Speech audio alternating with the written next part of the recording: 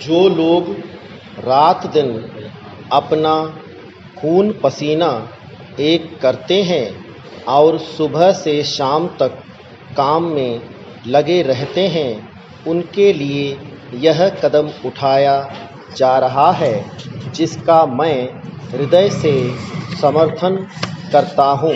Stop.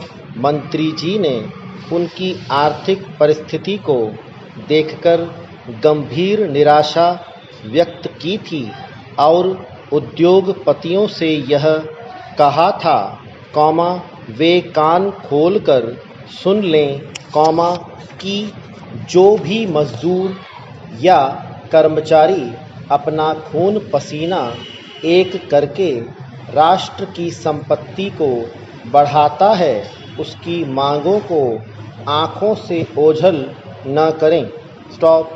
मैं उनकी इस चेतावनी का हृदय से स्वागत करता हूँ और अपने हृदय पर हाथ रखकर आपको बताना चाहता हूँ कि उत्तर से दक्षिण तक और पूरब से पश्चिम तक जहाँ कहीं भी कल से आज तक मैं घूमा हूँ, मैंने यही पाया है कि जो लोग हाथ पर हाथ रखकर बैठे रहते हैं, उनको सब सुविधाएं उपलब्ध हैं। स्टॉप। महोदय, मैं आपसे निवेदन करना चाहता हूँ कि ये लोग आस्तीन का सांप हैं, जो कि मौका पाकर अपने फन फैलाकर डंक मारते हैं, जिसके कारण कोई भी कर्मचारी इनके खिलाफ आवाज़ नहीं उठा सकते। स्टॉप। ये लोग येन केन प्रकारेण अपना असर उद्योगपतियों पर डालते हैं और हाथ पर हाथ रखकर बैठे रहते हैं।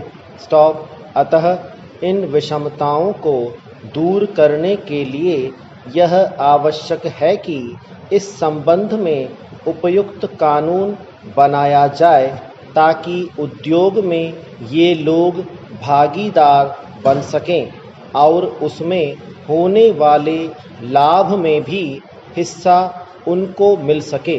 स्टॉप। मजदूरों के अहित की बातें जो करेंगे, उनको भी जब ईंट का जवाब पत्थर से मिलने लगेगा, तो कर्मचारियों के हित के लिए अनेक कदम उठाए जा सकेंगे। फिर जो लोग सिर पर पत्थर रखकर ले जाते हैं, उनकी भी मजदूरी तय की जानी चाहिए। स्टॉप। पूरब से लेकर पश्चिम तक और उत्तर से लेकर दक्षिण तक यह कानून लागू होना चाहिए। स्टॉप। यद्यपि यह कानून बन जाने और लागू हो जाने पर लाखों मजदूरों और कर्मचारियों के लिए हितकर होगा, फिर भी यह ऊंट के मुंह में जीरा है। स्टॉप। इससे भी अधिक सुविधाओं की व्यवस्था उनके लिए की जानी चाहिए। पैरा। मजदूरों को उद्योग के प्रबंध में हिस्सेदार बनाना अब छोटा मुंह बड़ी बात नहीं होगी, क्योंकि अनेक प्रगतिशील एवं समाजवादी देशों में ऐसा प्रबंध किया जा चुका है कि उद्योग का समस्त कारोबार मजदूर लोग ही करते हैं। स्टॉप। अतः मैं इस विधेयक का सहर्ष स्वागत करता हूँ और दूसरे सदस्यों से भी इसका सहर्ष स्वागत करने के लिए निवेदन करता हूँ। स्टॉप। हमने अधिकांश में यह पाया है कि जब कभी मजदूरों के लिए कोई कानून बनता है, तो कुछ उद्योगपति सिर पर हाथ रखकर सोचने लगते हैं। उनको अब यह समझ लेना चाहिए कि अब शोषण का समय नहीं रह गया है, अब मजदूर डंके का जवाब डंडे से दे सकता है। स्टॉप। अतः जो कुछ भी सुविधाएं देने के लिए सरकार द्वारा कदम उठाए जाएं, उनका हर एक को हृदय से स्वागत करना चाहिए। पैरा।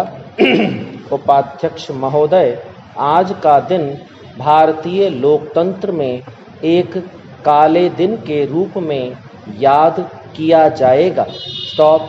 आज गैर कांग्रेसी सरकारों को गिराने के उतावलेपन में केंद्र सरकार संविधान की अवहेलना के मार्ग पर कदम रख रही है। स्टॉप। राजनीतिक लड़ाई में थोड़े काल के लिए विजय प्राप्त करने के लिए लोकतंत्र की भावना का हनन कर रही है। स्टॉप। राज्यपाल कोई गलती कर सकता है, लेकिन केंद्र सरकार को अपने विवेक का उपयोग करना चाहिए था। स्टॉप। मैंने प्रारंभ में कहा था और मैं फिर उसी बात को दोहराता हूँ कि केंद्र सरकार राज्यपाल की रिपोर्ट को अस्वीकृत कर सकती थी, राष्ट्रपति को सलाह दे सकती थी कि अभी हरियाणा में सरकार तोड़ने और विधानसभा भंग करने का समय नहीं आया है। पैरा। उपाध्यक्ष महोदय, चुने हुए प्रतिनिधि अगर गलत आचरण करते हैं तो क्या जनता को चुने हुए शासन से वंचित कर देना चाहिए? चिन्ह। हरियाणा की आम जनता को किस बात की सजा दी जा रही है? चिन्ह। केवल कांग्रेस पार्टी कटघरे में नहीं है। स्टॉप। केंद्र सरकार भी कटघरे में आ गई है। स्टॉप। मैं उन निष्कर्षों को पढ़कर सुनाना चाहता हूँ जिनमें हरियाणा के राज्यपाल ने कहा है कि विरोधी ने कांग्रेस दल ने ठीक आचरण नहीं किया। स्टॉप। ठीक आचरण कांग्रेस दल ने नहीं किया, ठीक आचरण उन दलों ने नहीं किया, तो इसका इलाज एक ही है कि संविधान में जिस बात की व्यवस्था की गई है कि संकटपूर्ण परिस्थिति को देखते हुए उसका उपयोग किया जाए। स्टॉप। हरियाणा में राज्य और कानून व्यवस्था नहीं बिगड़ी है।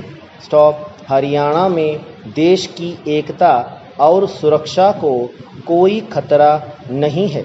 स्टॉप। हरियाणा में कानून और व्यवस्था ठीक चल रही है। स्टॉप। अगर ऐसा है तो फिर समस्या राजनीतिक है और उसका हल राजनीतिक स्तर पर होना चाहिए।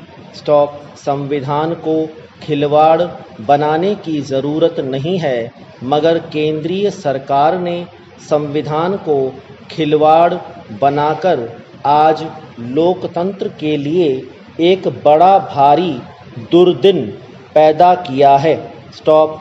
हो सकता है कि इससे हरियाणा की गैर कांग्रेस सरकार टूट जाए, मगर देश में अलोकतांत्रिक शक्तियों को बल मिलेगा। स्टॉप। संविधान के अंतर्गत रहकर कार्य करने वाले निरुत्साहित होंगे और सत्ता के लोभ ने केंद्र सरकार को ऐसा पाप करने का दोषी बनाया जिसका कलंक उसके माथे से कभी नहीं छूटेगा। स्टॉप। यह बात आज देश के सामने आ चुकी है।